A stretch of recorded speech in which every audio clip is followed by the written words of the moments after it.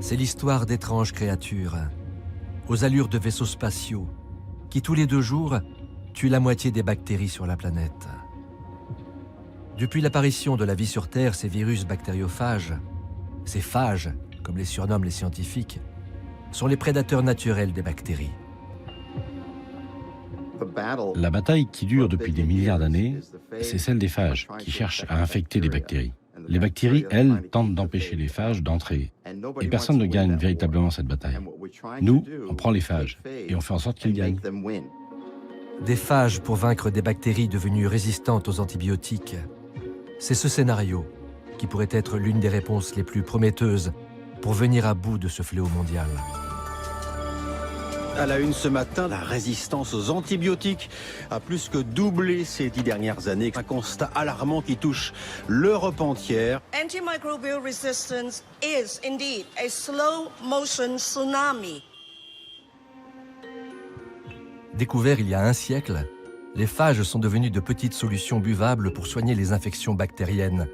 Et puis l'histoire les a oubliés. Pendant 30-40 ans, les antibiotiques ont très bien marché. Et quand la résistance est apparue, c'est seulement au début des années 2000 qu'on s'est dit qu'est-ce qu'on va faire, et on a repensé à l'existence des bactériophages. L'histoire des phages révèle une extraordinaire odyssée scientifique. Et elle ne fait que commencer.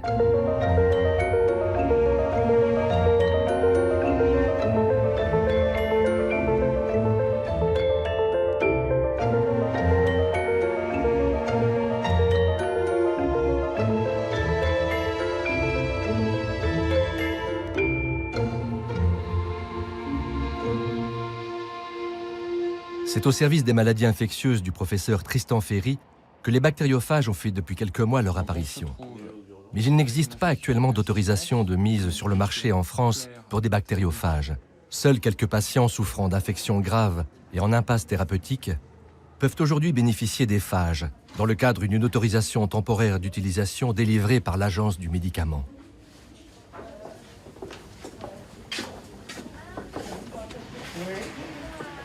Voilà. Bonjour, bonjour. Bonjour. Un de plus. Elle vient de faire un faux savoir. Il est passé de son lit à la chaise. Monsieur Gava souffre d'une infection à Pseudomonas, une bactérie plutôt rare dans les infections articulaires. Après une première tentative chirurgicale et une mise sous antibiotiques pour venir à bout de la bactérie, le constat est sans appel. C'est comme si on n'avait rien fait. Dans cette situation, théoriquement, il faut enlever la prothèse. Ce qui serait dramatique d'un point de vue fonctionnel, puisque le patient marche, et il y aura un risque anesthésique majeur, puisque le patient a une insuffisance cardiaque majeure, et il pourrait décéder de cette chirurgie. Alors vous êtes tous d'accord, on coupe et on met une jambe de bois. Hein. On est assez inquiet d'enlever cette prothèse, ça ne nous paraît pas une bonne idée. En même temps, cette infection qui persiste, elle a des retentissements généraux. Donc vous voyez que tout ce liquide il est infecté, donc c'est ça qui vous fatigue, et ça n'aide pas le cœur non plus. Donc ils sont en train de tester la bactérie qu'on a retrouvée pour savoir si les phages qui sont à disposition sont efficaces. Monsieur Gava va pouvoir bénéficier des phages. Mais nous ne sommes qu'à la toute première étape de l'utilisation de ces entités biologiques comme des médicaments.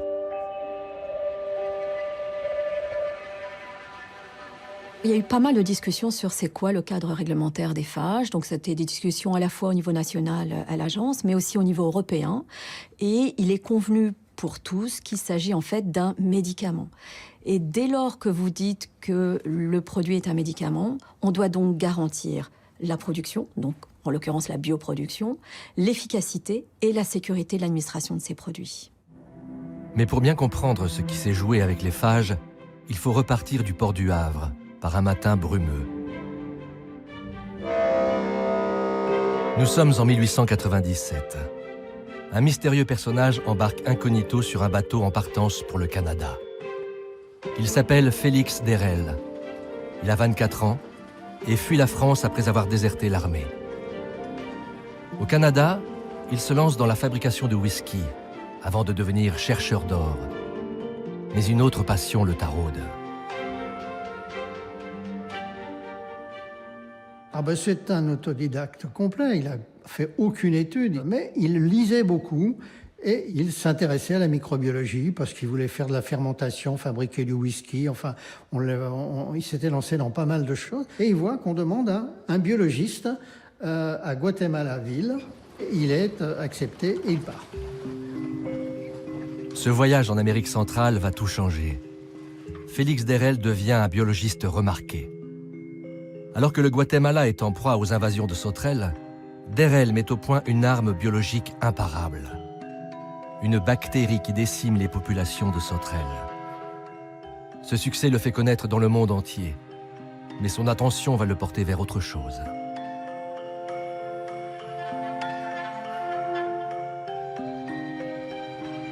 Derrel cultive les bactéries dans une boîte remplie de gélose pour former ce que l'on appelle un tapis bactérien. C'est alors qu'il constate la présence de trous. Mais pourquoi ces trous?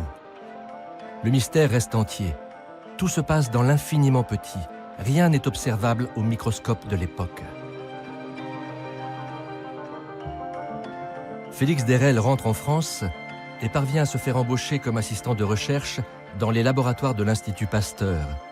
Nous sommes en 1914. L'étape essentielle, c'est quand on l'a dirigé vers une étude d'une maladie qui était la dysenterie bacillaire. Donc il cultivait le bacille qu'on trouve dans les selles des patients malades et il a retrouvé dans les selles de ces patients le même phénomène. Les fameux trous. Et ils apparaissent dans la culture du bacille des patients qui sont en voie de guérison. Cette fois, Derrel en est persuadé. Un agent microscopique détruit les bactéries.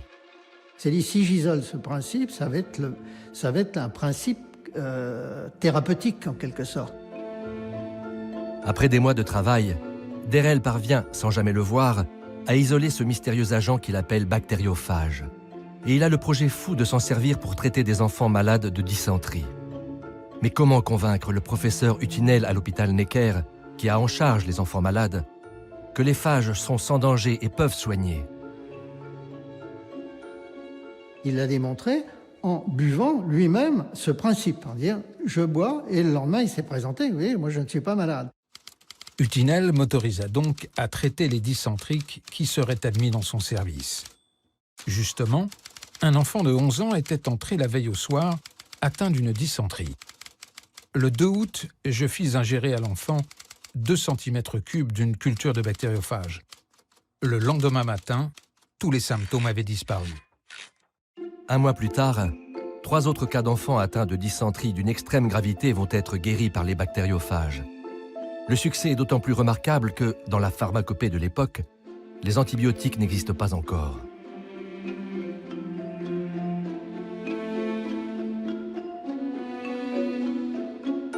Derrel quitte Paris et parcourt le monde pour tester la phagothérapie sur d'autres pathologies. Traitement de la peste en Égypte en 1925, du choléra en Inde en 1926. D'innombrables malades, a priori condamnés, sont guéris grâce aux bactériophages. Derrel est invité et honoré dans les plus prestigieux instituts du monde entier et devient professeur à l'université de Yale dans l'État du Connecticut aux États-Unis. Des laboratoires produisent des millions de solutions de phages buvables pour soigner toutes sortes d'infections. En l'absence d'autres traitements, les bactériophages sont presque devenus un médicament miracle. Le retentissement est tel que la phagothérapie se mondialise, mais les controverses apparaissent. De grands scientifiques contestent Derrel et voient en lui un autodidacte, un aventurier dont il faut se méfier. Ce qui m'est arrivé est peut-être dans l'ordre naturel des choses. C'est Pasteur, je crois, qui a dit qu'une découverte passe par 3 phases. On dit d'abord « ce n'est pas vrai », puis « ce n'est pas lui », et enfin « c'était si simple que n'importe qui pouvait le trouver ». Derrel avait créé plusieurs polémiques avec ses collègues de l'Institut Pasteur. C'est pourquoi il en avait été exclu. L'impression générale était qu'il avait un peu trop vanté les mérites de son travail. On disait que c'était un imposteur. Son passé était de fait mystérieux. Et il y avait aussi l'avant-garde de sa thérapie, qui, comme toute nouvelle découverte, se doit d'être remise en cause, de par sa nouveauté même, parce qu'on ne la comprenait pas spontanément. En ces années 20, Félix Derrel ne sait pas à quoi ressemble un phage. Il peut en observer les effets, Mais le tueur de bactéries reste invisible.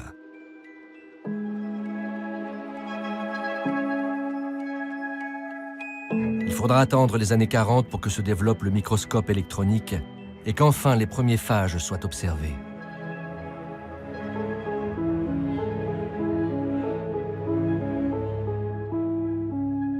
Le bactériophage est un virus. Maintenant, on sait qu'il fait partie de ce grand monde des virus.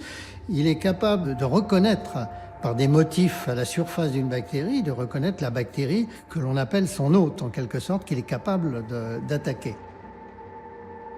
Il va se fixer, dissoudre la paroi de la bactérie et injecter son propre génome pour détourner toute l'ingénierie bactérienne à son profit pour fabriquer tous ses constituants. Et en l'espace d'une demi-heure, ça va très très vite. Et à partir de ce moment-là, il va également libérer un certain nombre de substances, des endolysines, qui vont faire éclater la bactérie. Alors à partir d'un bactériophage, il y a fabrication de plusieurs dizaines de bactériophages identiques qui vont aller retrouver d'autres bactéries identiques dans le voisinage. Devant une arme aussi redoutable, une question s'impose. Pourquoi aujourd'hui la phagothérapie n'est-elle pas utilisée plus largement? Seuls quelques patients peuvent aujourd'hui en bénéficier. J'ai 89 ans. Bon, si vous m'amenez à 90, 91, moi c'est bien. On n'est pas là pour vous tuer, quoi. Donc on est là pour essayer de vous soigner, même si on sort un petit peu des clous et qu'on essaye d'autres choses, quoi. Voilà. Pour traiter un patient, il faut que ce traitement puisse être produit dans des normes de sécurité très importantes. Après, tout le problème, c'est que ce type de médicament, en sachant que le statut n'est pas très clair, on ne connaît pas non plus des effets indésirables. Tant qu'on n'a pas évalué, on ne sait pas.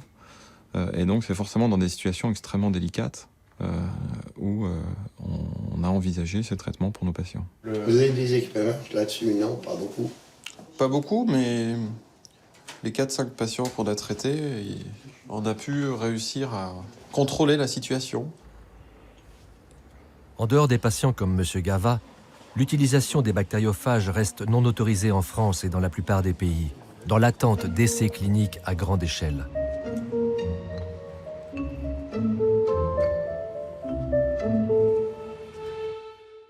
Mais que s'est-il donc passé pour que les phages, 100 ans après leur découverte, ne soient toujours pas mis sur le marché comme tout autre médicament?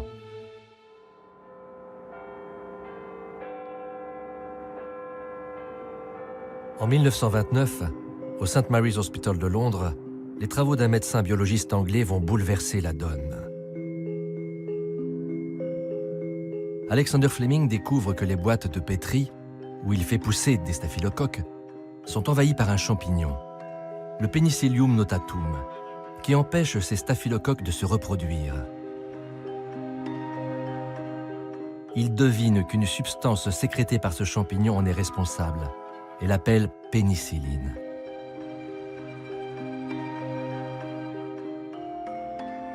Il faudra encore 10 ans pour purifier et concentrer cette pénicilline, mais Fleming vient d'ouvrir la voie aux antibiotiques. It must be tested again and again to make certain that even though it is deadly to disease germs, it is harmless to animals and to human beings. Penicillin had the potentiality to La pénicilline avait le potentiel pour être produite en grande quantité.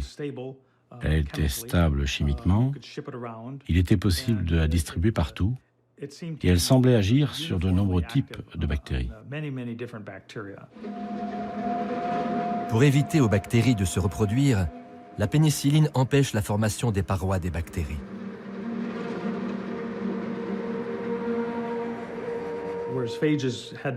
Pour que les phages soient isolés pour chaque organisme, cela nécessitait un laboratoire pour pouvoir utiliser avec succès la phagothérapie. Il fallait identifier l'organisme, trouver un phage actif, puis l'utiliser par la suite sur le patient. Ce n'était absolument pas quelque chose qu'un généraliste pouvait faire.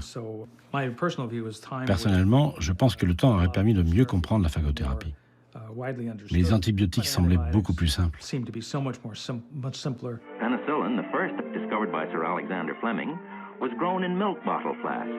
But today, terramycin is grown in giant tanks to satisfy worldwide demand. The problem of mass production was solved by American know-how. En quelques années, la pénicilline s'impose et devient un médicament phare de l'industrie pharmaceutique américaine. And presently in the bottles we see the mold that contains the wonder-working drug. Mass production, but all will be needed for soldiers in war. Penicillin ready to be used.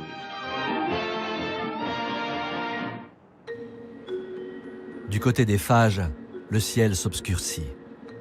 Un rapport du Council on Pharmacy and Chemistry émet des doutes sur la nature exacte des bactériophages, et donc des réserves sur leur utilisation.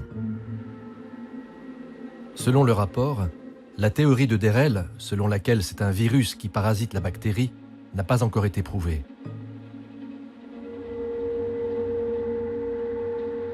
De leur usage thérapeutique, il n'en sera plus question à l'Ouest. Les antibiotiques ont effacé la mémoire de leur pouvoir. Mais les bactéries vont progressivement trouver la parade contre les antibiotiques. On a connu jusqu'à la fin des années 80 à peu près ce qu'on a appelé l'âge d'or de l'antibiothérapie, avec des antibiotiques toujours nouveaux, toujours plus puissants entre guillemets, et on a eu l'impression que c'était un développement qui n'aurait pas de fin. Et on s'est rendu compte que les résistances continuaient à se développer, avaient tendance même à se développer de plus en plus rapidement, parce que l'usage des antibiotiques a considérablement augmenté. Des bactéries jusqu'ici sensibles aux antibiotiques sont devenues résistantes. C'est la mutation d'un gène de la bactérie qui empêche l'antibiotique d'entrer en action. Cette mutation pouvant être transmise de bactérie en bactérie, y compris chez des espèces différentes, conduit à ce phénomène d'antibiorésistance.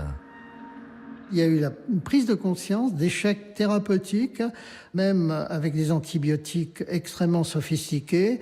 On n'arrivait plus à guérir et on a vu des patients mourir parce qu'on était en impasse thérapeutique.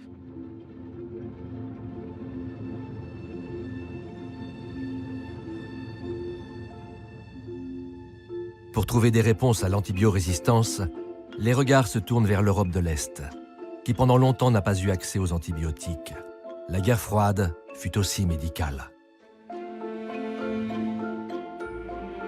En 1934, Félix Derel quitte les États-Unis pour rejoindre l'URSS, où son ancien assistant Gueorgui Eliava a fondé à Tbilissi un institut pour développer la phagothérapie. En URSS, je crois que l'application en grand et d'une manière générale dans ce pays de la méthode de traitement des maladies infectieuses par le bactériophage va être à l'origine d'une véritable révolution thérapeutique.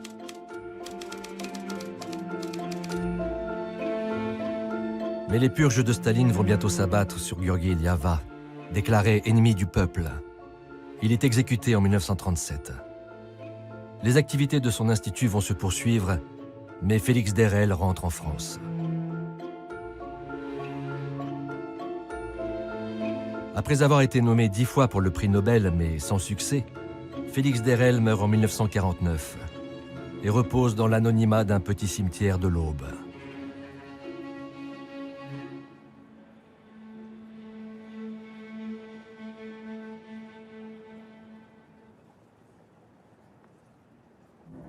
Après l'effondrement de l'URSS, la Géorgie, si chère à Félix Derel, va rester le pays phare de la phagothérapie.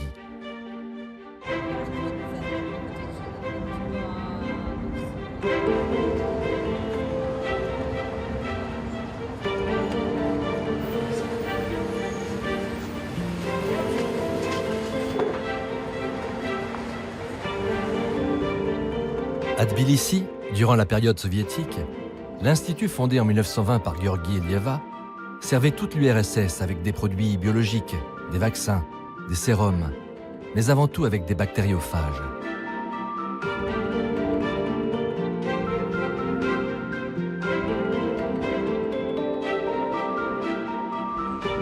En Géorgie, la phagothérapie est une médecine du quotidien.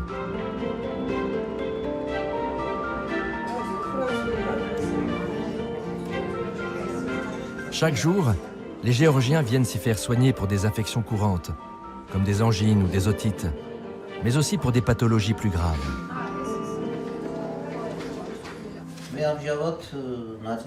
J'ai principalement un problème au niveau de mes intestins et de mon estomac. À part cela, j'ai également d'autres maladies, mais celle-ci est devenue chronique. Je me soigne, mais il n'y a aucun résultat. Et on m'a dit que l'utilisation de bactériophages était une bonne chose.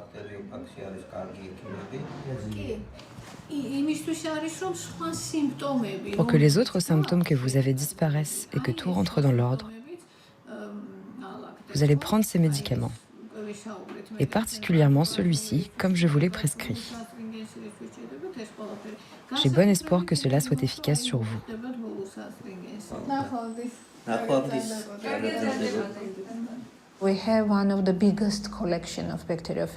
Nous avons une des plus grandes collections de bactériophages que nous avons collectées au fil des années.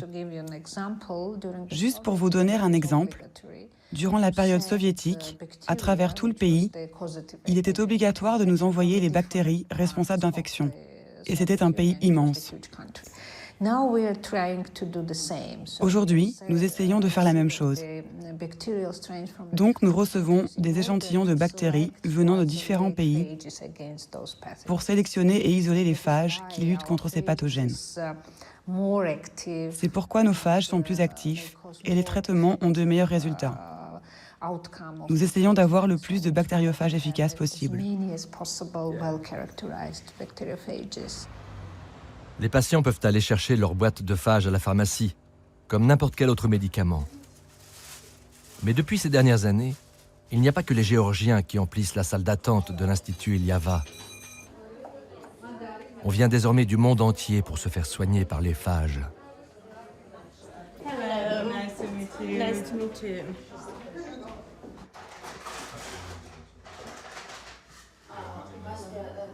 Notre objectif est atteint. On devait nettoyer tout cela et c'est déjà le cas. La blessure est propre.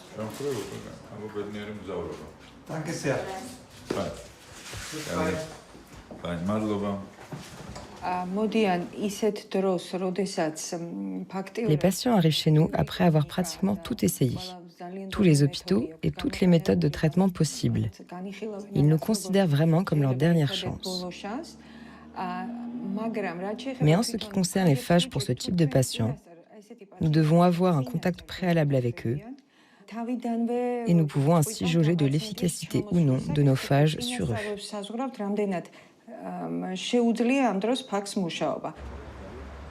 Pour Michel, qui vient du Jura, le voyage en Géorgie est celui de la dernière chance. 3 semaines sur place sont prévues pour le traitement par phagothérapie et tenter de mettre fin à 20 ans de douleur.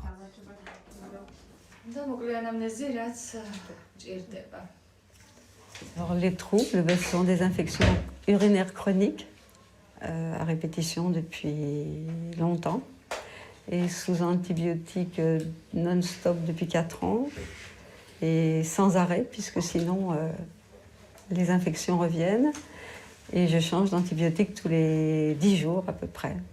Et je suis venue là parce que la dernière fois on m'a dit que j'allais faire une septicémie parce qu'il n'y avait plus d'antibiotiques valables. Voilà. Et vous avez déjà arrêté votre traitement antibiotique durant ces 6 derniers mois ? Jamais. Alors il y a 3-4 ans, j'arrivais à rester 10 jours après une semaine. Et là, j'ai arrêté les antibiotiques samedi, cette nuit, j'ai été malade. Si ce que je n'ai pas précisé, c'est que j'avais vu une myriade d'urologues. Je suis arrivée là aussi à cause de ça, parce qu'eux ne pouvaient plus rien pour moi. J'ai entendu le mot phage en cure thermale. Pour moi, c'était encore quelque chose, une éventualité, mais qui allait encore pas me faire grand-chose, quoi. J'avais tellement essayé de choses, l'aromathérapie, les cures thermales, la phytothérapie, l'homéopathie, j'ai tout essayé.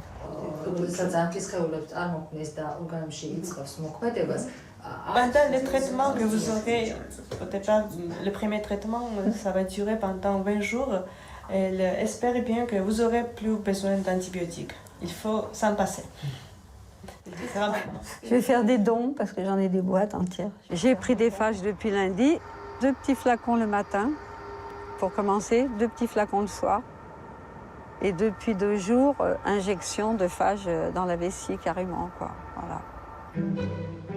Le laboratoire a révélé pour Michel une infection par 2 bactéries différentes. Le parcours commence ici. Les souches bactériennes sont identifiées pour tester les phages les plus efficaces, en observant, comme Félix Derel en son temps, les trous dans la bactérie mise en culture.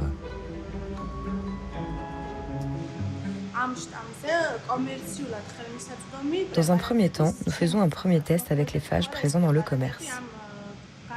Si les phages du commerce n'ont eu aucun effet sur la bactérie, on choisit dans la collection du laboratoire plusieurs phages et on refait le test de la même manière. Après cela, il y a encore un long processus de quelques semaines, environ 1 mois pour adapter le phage à la bactérie et que le phage devienne plus fort et se multiplie. Et pour finir, il y a encore un contrôle qualité avant que le phage n'arrive jusqu'au patient. La banque de phages, soigneusement entretenue depuis des décennies par l'Institut Eliava, offre un grand avantage pour traiter les patients avec succès. Mais il existe peu de publications et il est pour le moment impossible d'avoir des statistiques sur les taux de réussite et peu de retours sur les échecs.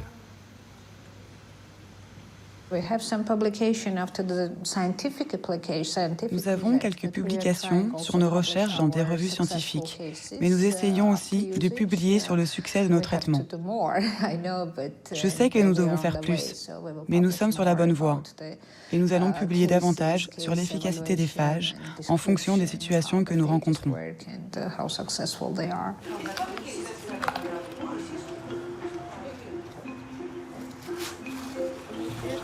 On m'a dit aujourd'hui de le laisser un petit moment dans la bouche, que ça remplace. Non, moi je préfère l'avaler très vite, comme ça passe mieux.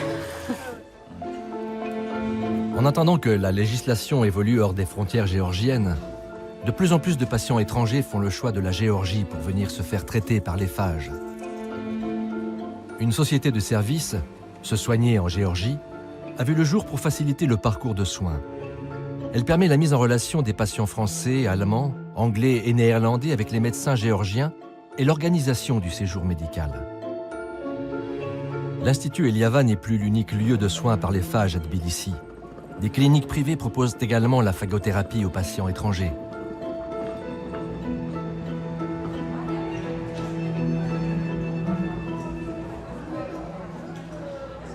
La société Se soigner en Géorgie soumet, dans un premier temps, le dossier médical du patient au médecin de la clinique. Et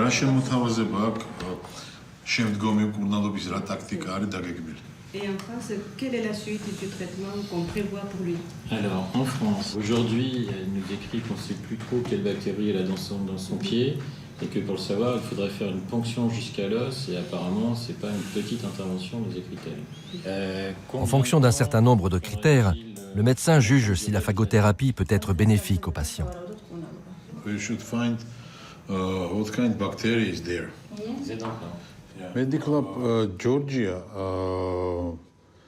Cette clinique, Mediclub Georgia, n'est pas une clinique différente des autres. On ne remet jamais en cause la médecine classique.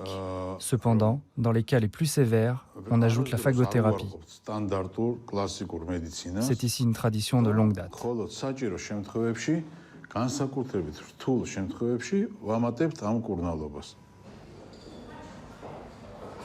Christian, victime il y a 10 ans d'un accident de moto, est infecté par plusieurs bactéries au bras. Il est venu en Géorgie pour tenter les phages, en plus d'un traitement chirurgical et antibiotique. Son parcours médical dans cette clinique a commencé il y a 2 ans. Aujourd'hui, c'est la 4e et peut-être la dernière visite. Je me suis fait opérer en France 36 fois. On devait m'amputer le bras juste avant de venir ici. C'est pour ça qu'après, je me suis bien renseigné sur la phagothérapie. Et me voilà, quoi. Je suis venu ici il y a 2 ans et depuis, je vis ici et j'ai mon bras. Donc, et je le garderai, qui a super bien marché. J'ai plus de staphylocoque. Voilà, sur les 5 que j'avais, il n'y en a plus un seul. Et mon bras, je l'ai. Alors que normalement, j'aurais pu dû l'avoir depuis 2 ans.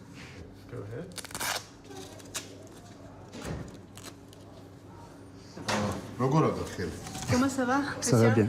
Ça va bien? Ça va, ouais. Il y a les douleurs? Non, j'ai pas de douleur du tout. Tu peux lui montrer la force, à quel point tu peux. Tu vois bien que les muscles sont déficients ici. Donc la démarche suivante pour toi, ce sera de bien muscler ces muscles, de bien fortifier les muscles.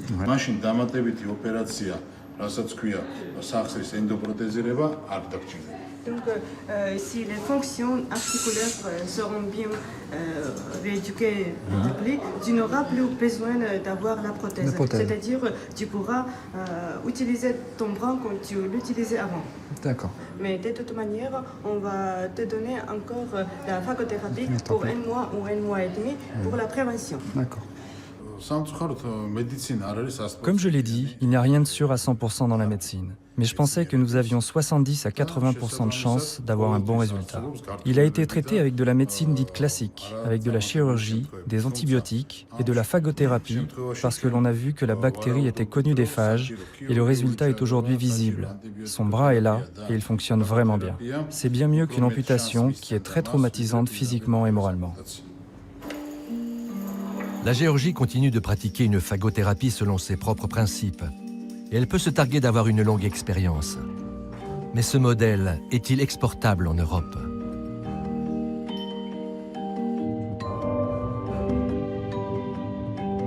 Christian va bientôt quitter la Géorgie avec un bras guéri.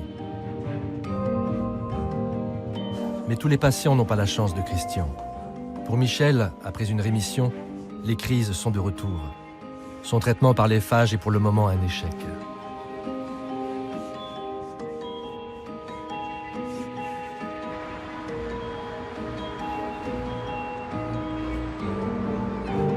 Malgré son expérience, le modèle géorgien ne s'est pas exporté en Europe, qui, elle, exige un cadre réglementaire selon ses propres standards, ce qui demande beaucoup de temps.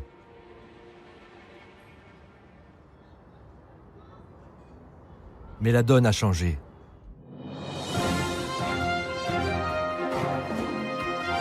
L'antibiorésistance est aujourd'hui une menace mondiale. Et la recherche d'alternatives thérapeutiques est une nécessité. It has now been projected that by the year 2050, we will have more people die from antibiotic-resistant infections than die currently from cancer. Die EU macht heute mit einem Aktionstag auf die Gefahr von Antibiotikaresistenzen aufmerksam. Drug-resistant bacteria are one of the most serious public health issues that we face today. Il ne faut pas se voiler la face. On a la problématique antibiorésistance. Et aujourd'hui, pour nous qui autorisons les antibiotiques, on voit bien qu'on n'a rien dans le pipeline. On n'a pas de nouveaux antibiotiques qui vont être révolutionnaires. Donc il faut, les économiser, les utiliser mieux et trouver des alternatives aux tout antibiotiques. Les phages en sont partis dans le traitement des pathologies infectieuses. Clin d'œil de l'histoire, en 2017, l'Institut Pasteur rend hommage à Félix Derel pour le centenaire de la découverte des bactériophages. Mais aujourd'hui, leur utilisation à des fins thérapeutiques reste dans un flou réglementaire. Alain Dublanchet fut l'un des premiers médecins à pratiquer la phagothérapie en France avec succès, mais en marge des autorités de santé. La phagothérapie en France n'est pas autorisée, mais n'est pas non plus interdite. C'est-à-dire qu'on est dans une situation très ambiguë. On vit sous le principe d'une réglementation européenne qui veut qu'un produit, quel qu'il soit, ait le statut de médicament. Ça, c'est écrit noir sur blanc dans le marbre. D'ailleurs, c'était la première réponse qui m'a été faite par l'Agence du médicament. On dit, vous voulez faire de la phagothérapie, c'est bien. Si vous utilisez des bactériophages, il faut les produire comme l'industrie pharmaceutique les produise. L'obstacle majeur, je dirais, de la phagothérapie, c'est qu'on ait une production de qualité pour laquelle on peut caractériser le phage et garantir la sécurité à toutes les étapes de la production. Parce que les phages, c'est une entité biologique et donc une production biologique, ce qui est beaucoup plus compliqué qu'une synthèse chimique. On joue un peu avec le vivant parce qu'en fait, on a des virus, quoi. Et je rappelle que les phages, en fait, dans le milieu bactérien, sont des virus qui intègrent leur ADN dans l'ADN des bactéries. Il faut bien évaluer, on ne connaît pas bien les effets de tout ça. Avant d'imaginer produire des phages selon la réglementation en vigueur, certains chercheurs se sont lancés dans des programmes de recherche, mais le terrain est vierge. Il n'existe que très peu de publications sur la phagothérapie. À l'Institut Pasteur, Laurent de Barbieux a ouvert une voie, mais il leur a fallu convaincre. La réaction des gens qui balayaient d'un revers de la main la possibilité d'envisager ce type de traitement, parce que si on ne l'utilise pas, c'est que ça ne fonctionne pas. Des raisonnements un peu par là absurdes. Et puis des réactions d'incrédulité. Si c'est si efficace au laboratoire, pourquoi aujourd'hui c'est pas disponible? Quels sont les freins et pourquoi rapidement on ne peut pas aller à la clinique? Laurent de Barbieux lance son programme de recherche sur l'utilisation des phages dans les infections respiratoires, avec en ligne de mire un essai sur la souris. On n'avait aucun phage en stock à l'époque. Ça veut dire on démarre depuis, en effet, l'eau d'égout, qui est la source dans laquelle on retrouve le plus de bactériophages, et puis des expériences relativement simples au laboratoire pour cultiver les bactéries, et puis mettre au contact des phages et sélectionner ceux qui vont être capables d'infecter la bactérie d'intérêt. Une fois les phages récupérés et sélectionnés, l'essai sur le modèle animal peut démarrer. L'expérience va être menée sur 2 groupes de souris infectées par la même bactérie. Les résultats sont explicites.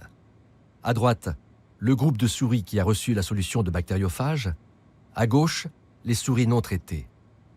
8 heures après, l'infection pulmonaire traitée par les bactériophages a disparu. Il y a eu une prise de conscience qui s'est faite autour de la phagothérapie, qui a été très mal jugée. Actuellement, les choses sont en accélération et on peut espérer qu'en effet, dans les 5 ans qui viennent, le paysage et le contexte qui entoure la phagothérapie aujourd'hui soient complètement différents et beaucoup plus porteurs pour une utilisation chez les patients. Les phages, difficiles à produire et à standardiser comme les antibiotiques, n'ont pas suscité l'enthousiasme des industriels. Mais l'étape indispensable du premier essai clinique a pu être franchie grâce à la médecine militaire. En 2008, s'est mis en place un groupe de travail de l'OTAN sur la prise en charge des brûlés sur le champ de bataille. Et un des points sur lesquels il nous a semblé important de travailler était la problématique de la résistance aux antibiotiques. Au même moment, une start-up française, Ferricides Pharma, voit dans l'utilisation des bactériophages pour un usage thérapeutique un avenir prometteur, avec en ligne de mire un premier essai clinique à l'échelle européenne.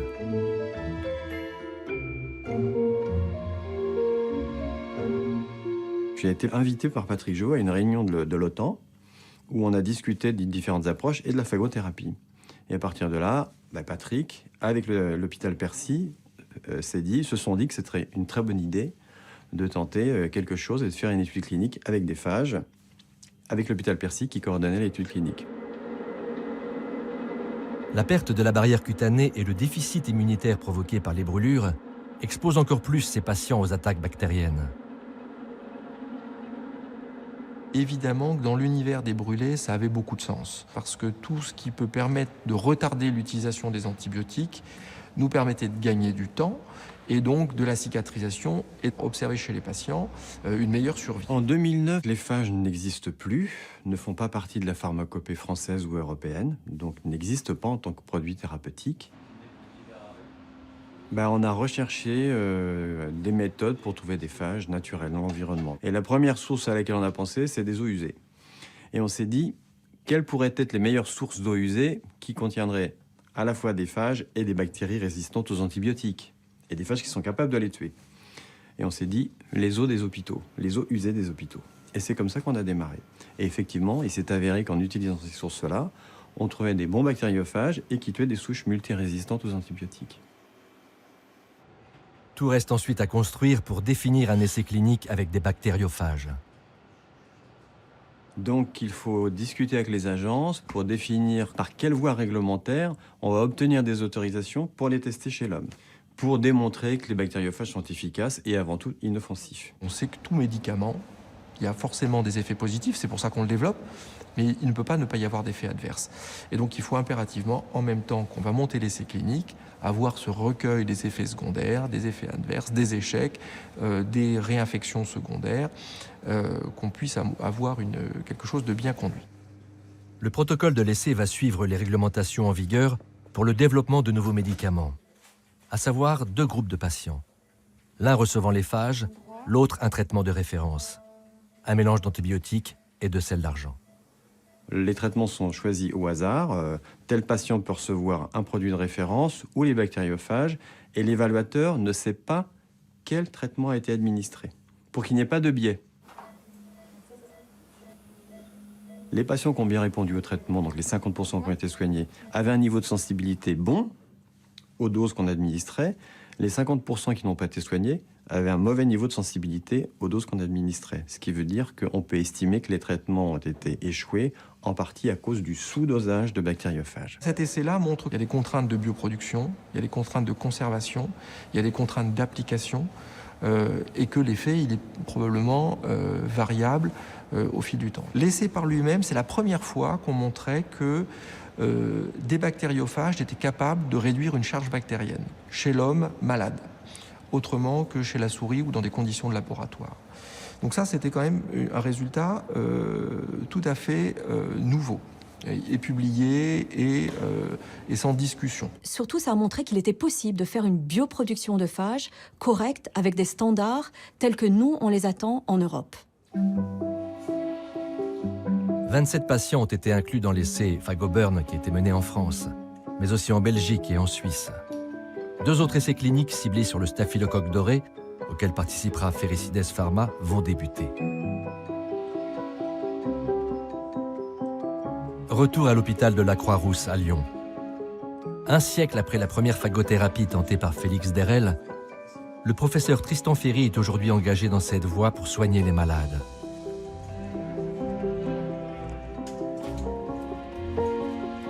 Il aura fallu du temps, beaucoup de temps pour que des phages puissent à nouveau être administrés dans un hôpital français. Ferricides est aujourd'hui un maillon essentiel pour fournir les phages qualifiés BPF. Bonne pratique de fabrication. Mais c'est un ensemble de compétences qu'il a fallu réunir. La particularité ici à Lyon, c'est qu'on a pu réunir en fait en même temps un infectiologue, le professeur Tristan Ferry qui travaille avec moi depuis très longtemps, qui s'intéresse à la partie traitement du patient, prise en charge du patient, un orthopédiste qui est le professeur Sébastien Lustig qui s'occupe de la prise en charge chirurgicale du patient, et puis le laboratoire, c'est-à-dire moi et puis l'équipe qu'on a pu constituer, qui nous intéressons à la fois au diagnostic, à la thérapeutique, mais aussi à la recherche plus fondamentale pour comprendre ces mécanismes de pathogénicité, ce qu'on appelle les mécanismes de virulence. On a adjoint en plus Gilles Leboucher, qui est notre pharmacien ici responsable à la Croix-Rousse, qui a permis de pouvoir préparer ces phages et les utiliser chez les patients.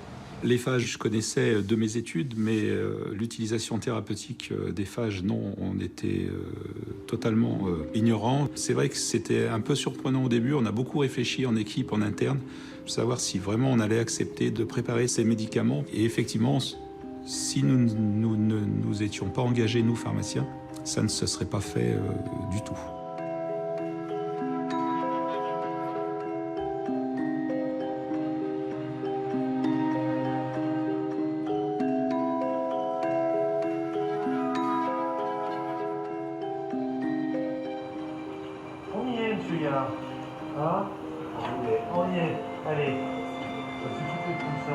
C'est le 5e patient qu'on a traité, donc ça reste des situations exceptionnelles. Le parcours est désormais bien balisé. De l'identification de la bactérie au phagogramme pour sélectionner le ou les phages actifs, jusqu'à leur envoi à l'hôpital, pour enfin prendre le chemin du bloc opératoire, il se sera écoulé 8 jours.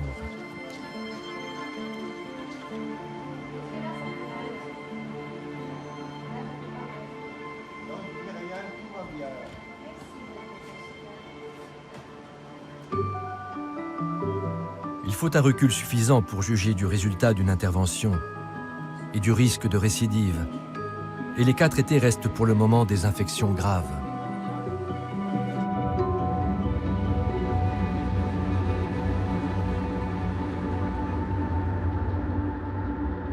L'intervention de M. Gava s'est bien déroulée, mais il faudra attendre quelques semaines pour un premier retour.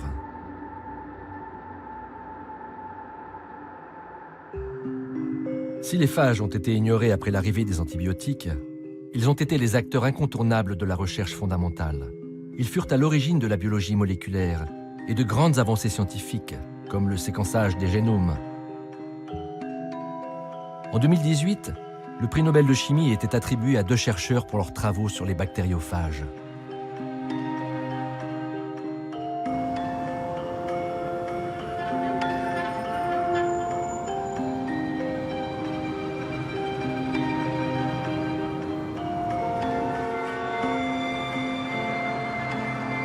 C'est à New York qu'une autre histoire venant des phages a émergé.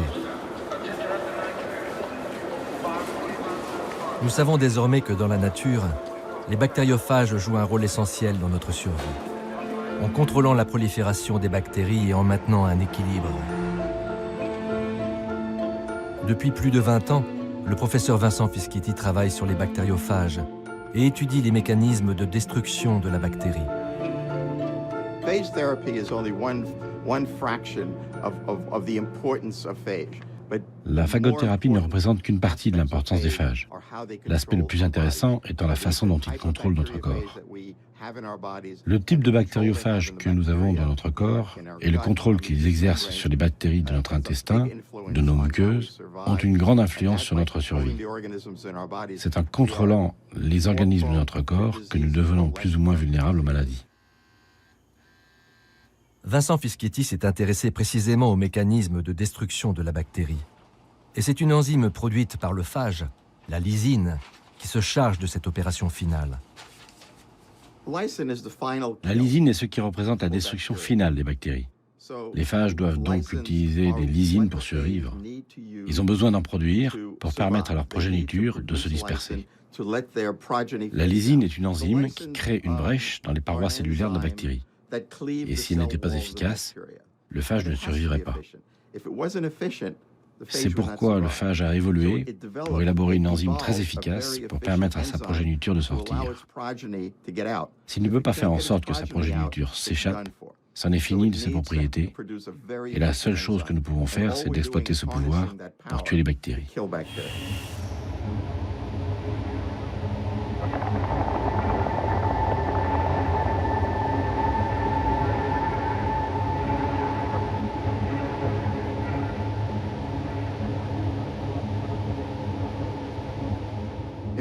Tous les 2 jours, la moitié des bactéries sur Terre sont tuées par des bactériophages.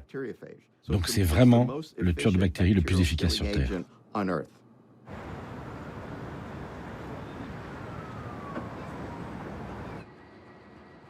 Contrafect est une société américaine de biotechnologie. Et c'est sur la production de lysine qu'elle a décidé d'investir. Des essais cliniques ont été menés aux États-Unis, mais aussi en Europe et en Russie. Les lysines vont désormais faire partie de l'arsenal thérapeutique. L'idée ici est d'identifier cette enzyme, de la cloner, de la produire en tant que médicament, totalement libéré des phages. Ça représente un certain nombre d'avantages.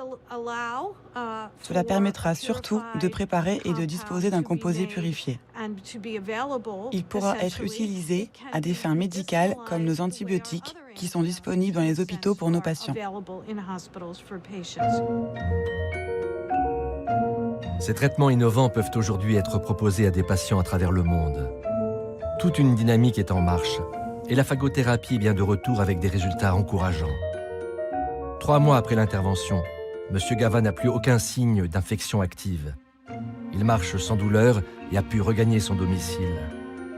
Mais rien n'est gagné. D'autres patients, et notamment les premiers traités en France par des lysines, sont en cours d'évaluation. Oui. Et concernant les douleurs, alors? Mais on dirait que c'est tout fermé. Hein. En tout cas, le genou est moins gros. Oui. Comparativement à avant. Oui, on ne peut pas comparer avec l'autre. Ouais. Mais déjà d'autres histoires sont en train de s'écrire, comme celle qui se déroule à l'hôpital de la Pitié-Salpêtrière, où une jeune patiente dont le pronostic vital était engagé a été sauvée. C'est une patiente de 29 ans qui devait être transférée en unité de soins palliatifs devant la persistance de cette infection qui se compliquait sans solution. Et le staphylocoque doré qu'on avait isolé initialement, effectivement, n'a pas été retrouvé dans les prélèvements péropératoires qui datent d'il y a 1 mois et 10 jours. Donc on est passé en 2 mois d'une situation de soins palliatifs fin de vie à une situation de prise en charge curative. Et les dernières nouvelles qu'on a eues qui datent d'hier, la patiente va parfaitement bien et on peut la considérer en rémission de son infection.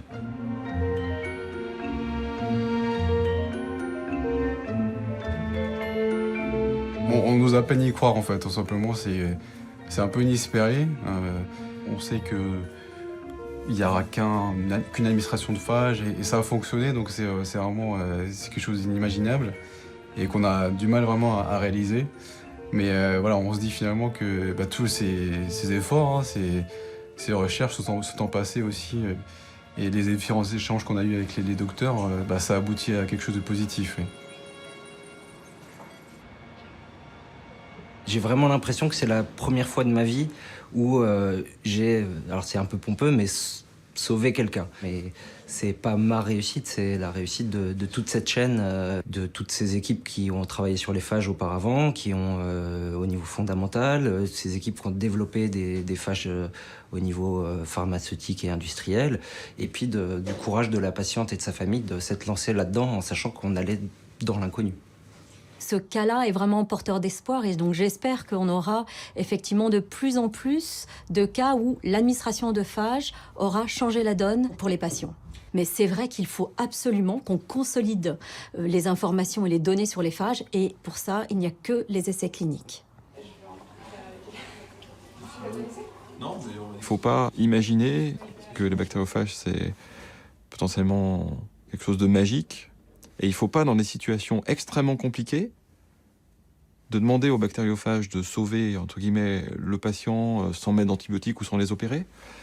Parce qu'on va se mettre dans une situation où on va trop demander aux phages et on va avoir des échecs. Et voilà, après, on met le doigt dans une machine qui prend énormément de temps, mais au moins cette machine avance dans le bon sens. La science en marche révèle d'incroyables histoires. 1 siècle après les premiers pas des phages en thérapie, d'autres Félix Derel préparent la suite.